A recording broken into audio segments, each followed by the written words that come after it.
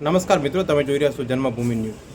ગુજરાતની અંદર અત્યારે એક બેનનો વિડીયો ખૂબ જ વાયરલ થઈ રહ્યો છે રાજકોટનો.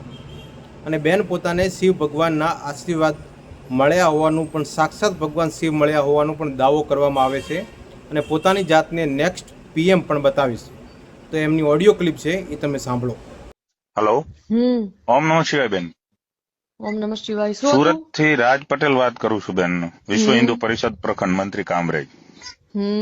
બેન, મારે જાણવું હતું કે આપણો શ્રી જે વિડીયો બનાવીને નંબર આપ્યો હતો સાધક શિવ સાધના માટે, તે માટે કોલ કર્યો હતો. એમાં 5100 રૂપિયા ફી રાખી છે. હા, ઈ પેટીએમ થી પેમેન્ટ કરવાનું, પછી મંત્ર જાપ થી શરૂ કરાવીશ, 3 દિવસ લાગશે. જી જી. એટલે મતલબ કઈ રીતનું થશે ને શું એમાંથી એનો ફાયદો શું થશે એ માટે ખાલી બધો મીન્સ ફોર એક્ઝામ્પલ બધો બરાબર આપણા જીવન વ્યાખ્યા પ્રમાણે. પછી મેં એક વિડીયો જોયો તો તમે પીએમ બનવાની વાત કરી હતી કે શિવે તમને પ્રસન્ન થઈને પીએમ બનવાનું કીધું છે, તો નેક્સ્ટ પીએમ તમે હશો એવી તમે ચર્ચા કરી હતી. તો એ કઈ રીતનું છે બેન તમારું? મીન્સ શિવજીએ સપનામાં કીધું છે યા સાક્ષાત દર્શન આપીને કીધું છે? એમાં સાક્ષાત દર્શન આપીને. બરાબર બેન, તો આપને કોન્ટેક્ટ કર્યો છે, તો આપને મુલાકાત કરવી તો કઈ જગ્યાએ થાય ને આના માટે?